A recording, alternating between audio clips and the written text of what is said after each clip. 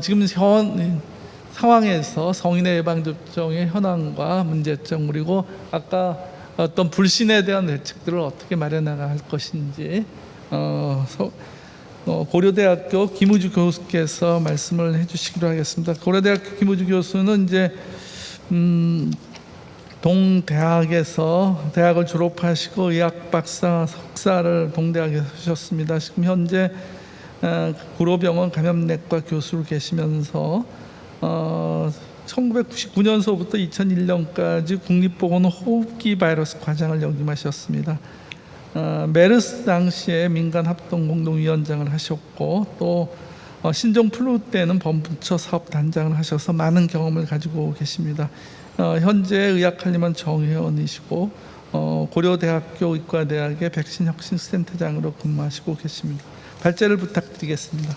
예, 자세한 소개 감사드립니다. 오늘 제가 맡은 부분은 이제 가을에 코로나19 부스터 백신 접종 성인에서 어떻게 할 거냐 하는 겁니다. 그러니까 지금 앞선 연자분들이 강조하셨지만은 백신이 그래도 가장 피해를 줄이고 인명 사망률도 줄여서 현재 일상으로 국민들이 많이 돌아가서 생활하시는 것은 백신 덕입니다. 어떻게 보면 그런 측면에서 올 겨울에 코로나19와 이제 특히나 인플루엔자, 독감, 트윈데믹 의심되는 상황에서 이 백신 접종 정책은 굉장히 중요합니다.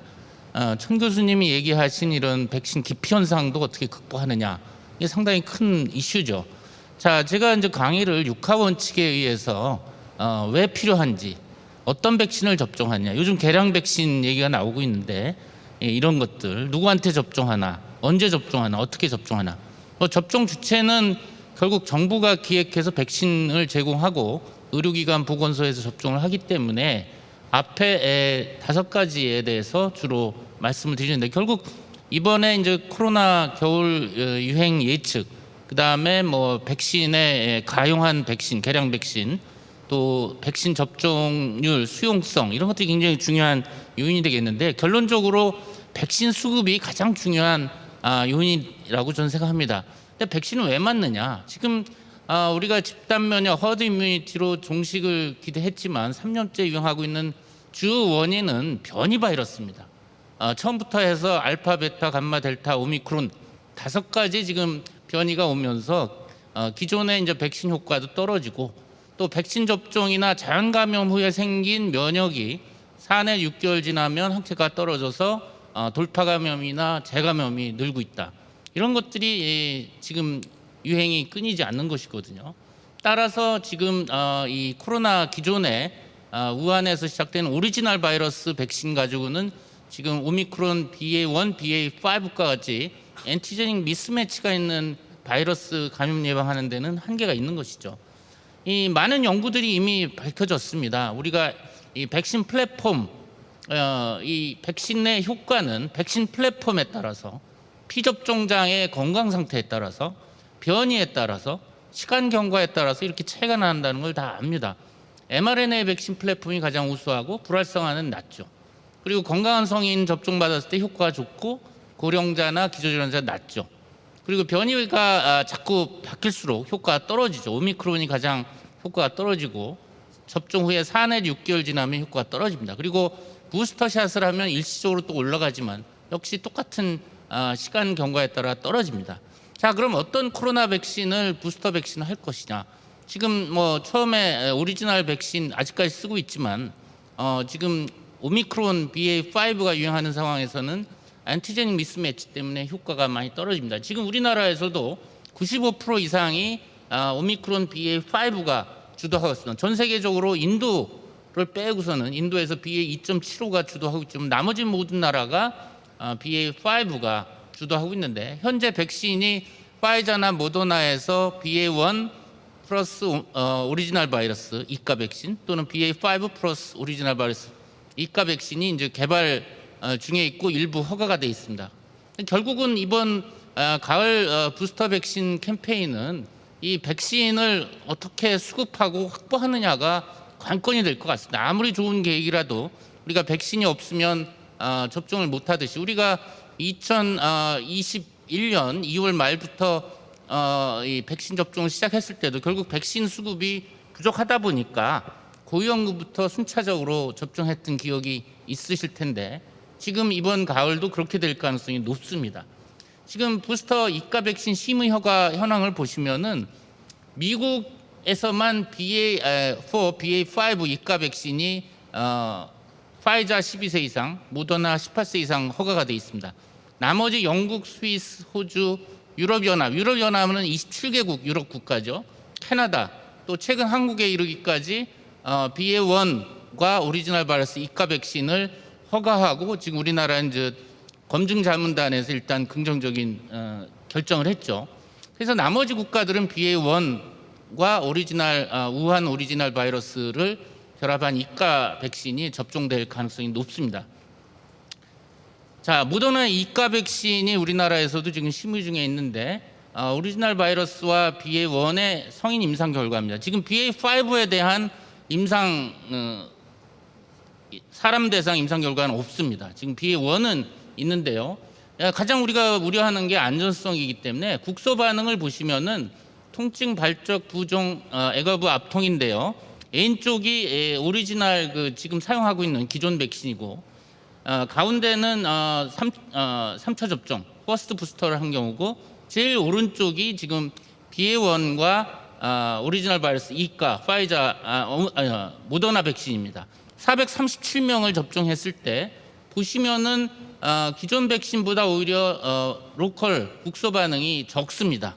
더 크진 않아요. 왜냐하면 항원이 기존 백신은 100 마이크로그램인데 지금 부스터는 50 마이크로그램이기 때문에 적은 것으로 생각이 됩니다. 그래서 국소 반응에 큰 문제가 없고 그 다음에 전신 반응도 발열, 두통, 피로, 근육통인데 보시다시피 BA1 오리지널 2가 모더나 백신의 경우에 전신 반응에도 오히려 낮습니다. 그래서 안전성에 큰 문제가 없었다라는 것을 알 수가 있고요.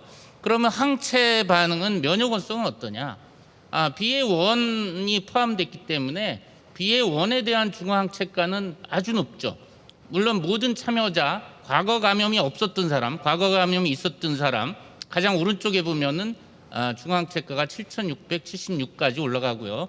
과거 감염이 없는 경우는 상대적으로 2,372지만 상당히 많이 자극이 돼서 이것은 BA1 백신이니까 BA1에 대한 중화항체가는 높죠. 우리가 지금 유행하고 있는 BA4와 BA5에 대한 이 보도당 2가 백신, BA1 2가 백신 중화항체가를 보면은 여전히 중화항체가가 올라갑니다. 과거 감염 있는 경우 2,337, 과거 감염 없는 경우는 727까지 올라갑니다. 물론 BA1보다는 한 3분의 1 정도 중화항체가가 낮긴 하지만 충분히 방어 효과가 있을 것으로 이제 기대를 하고 있습니다. 그래서 지금 BA1 2가 백신이 아마 사용될 가능성이 높습니다. 안전성이나 면역원성에 있어서 400여 명의 성인에서 임상시험 결과로는 큰 문제가 없다라는 걸 알 수 있고요. 자, 세 번째 가장 중요한 게 누구한테 접종하느냐 하는 건데요. 뭐 역학이나 고위험군 접종률, 코스트 베네핏, 리스크 베네핏 어널리스 이런 것들 여러 가지 요인이 있는데 앞서 말씀드린 것처럼 백신이 과연 수급 가능하냐?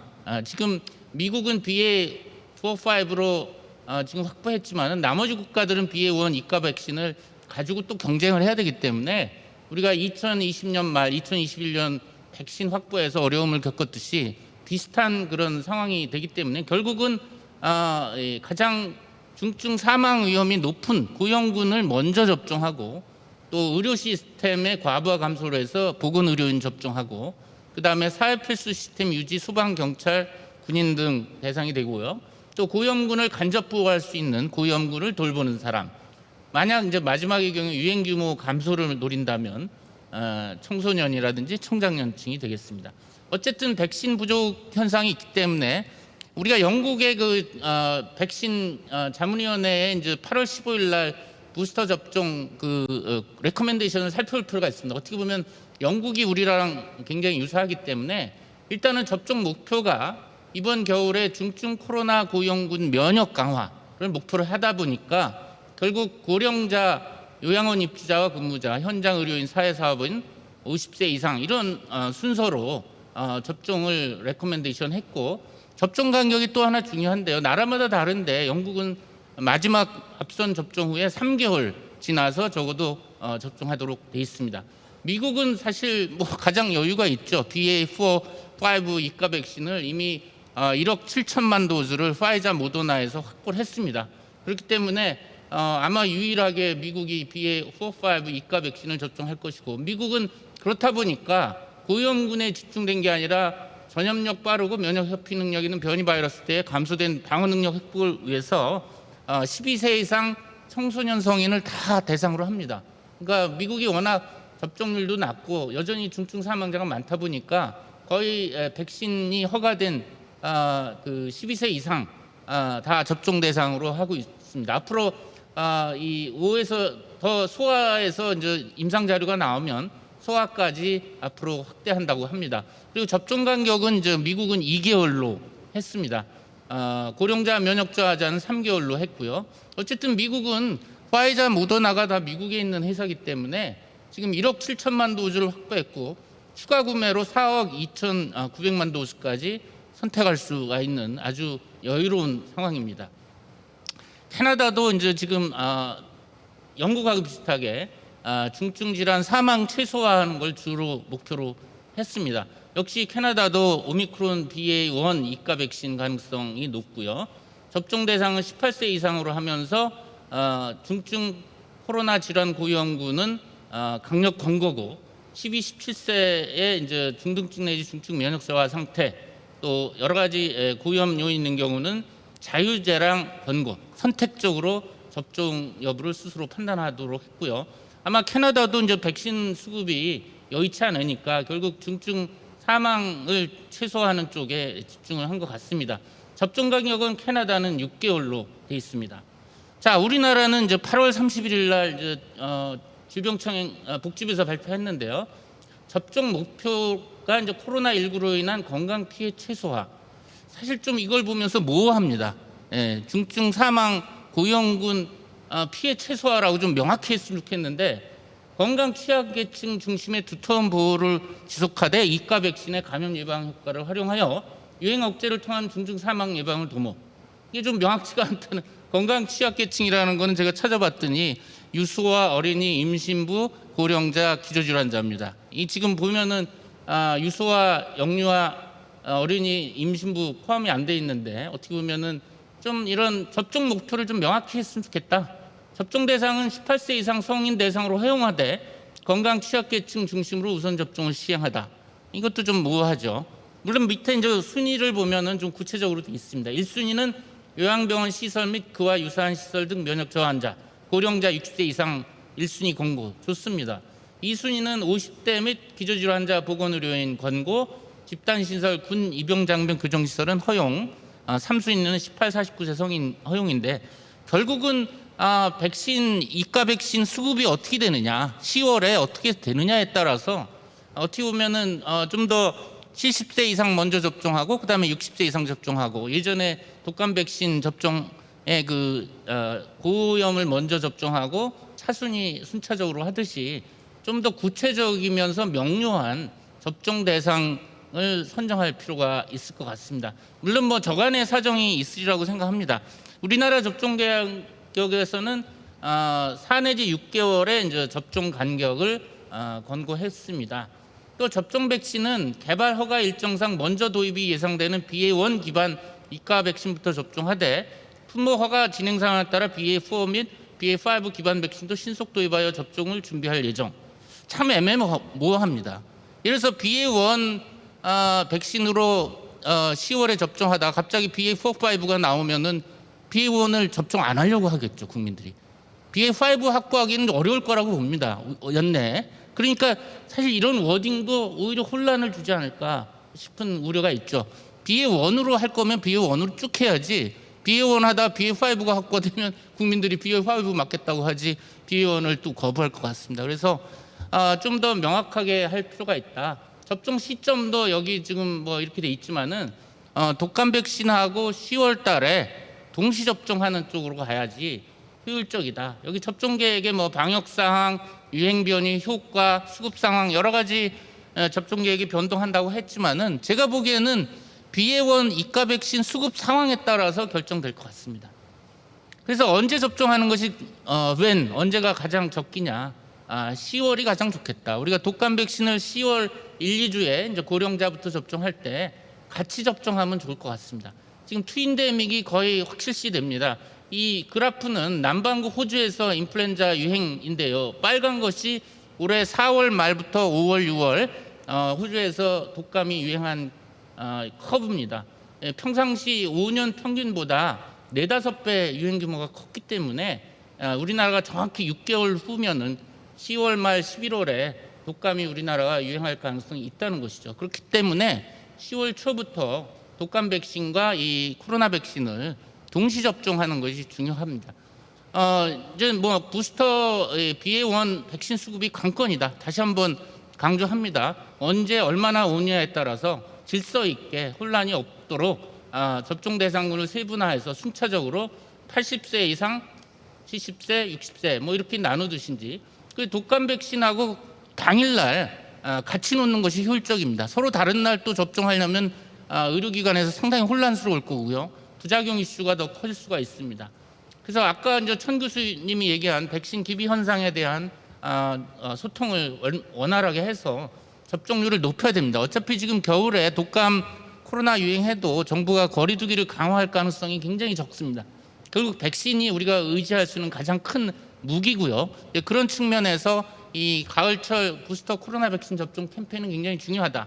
요약을 말씀드리겠습니다. 왜 필요하냐? 중증 사망 감소 우선을 하는 것이 좋겠다. 어떤 백신이 가장 가능성이 높으냐? BA.1과 오리지널 바이러스 이가 백신 가능성이 높고요. 누구한테 놓는 것이 좋겠냐? 결국은 고위험군 의료인 순서부터 먼저 하는 것이 좋겠다. 언제? 10월, 11월. 그리고 어떻게? 단순하게 일관성 또 안전성을 지키면서 소통을 해야 된다. 백신 수급이 부스터 백신 캠페인의 성공 여부를 좌우할 것이고 정부는 불확실성을 낮추는 정책을 좀 이 백신 수급에 대한 어느 정도 언제 어느 백신이 나오는지에 따라서 미리미리 좀 소통을 잘 해줄 필요가 있다고 생각이 됩니다. 이상입니다. 감사합니다. 예, 감사합니다. 붉은 퀘스천을 많이 찍어 놓으셨는데요.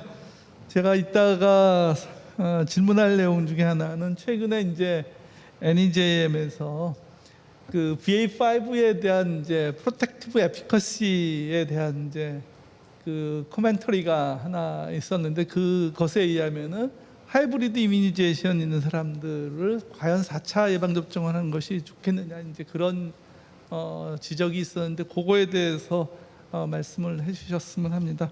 어쨌든 오늘 말씀해 주신 것 중에서 가장 밑에 있는 백신이 그렇게 쉽게 조달될 것 같지 않다. 그럼 어떻게 예방 접종을 할 것이냐?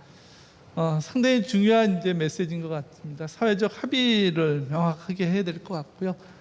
지금 현황을 정확하게 국민들한테 말씀드려서 제가 말씀드렸듯이 이제 프로시저럴 저스티스란 말은 이제 노만 다니엘이라는 하버드 대학의 보건대학원 교수님이 말씀하신 내용인데요.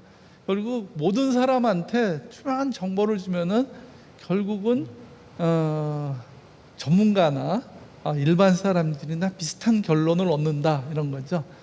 따라서 제일 중요한 건 현 상황을 정확하게 얘기하는 게 중요한 내용일 것 같습니다. 그리고 유행을 줄인다. 이게 사실은 아까 백신의 효과가 유행을 줄이는 게 아니고 고위험 집단을 막는 데 목표가 있기 때문에 목표를 좀 더 정확하게 얘기를 하는 것이 중요하다. 이런 말씀을 김우직 교수께서 얘기를 하셨습니다.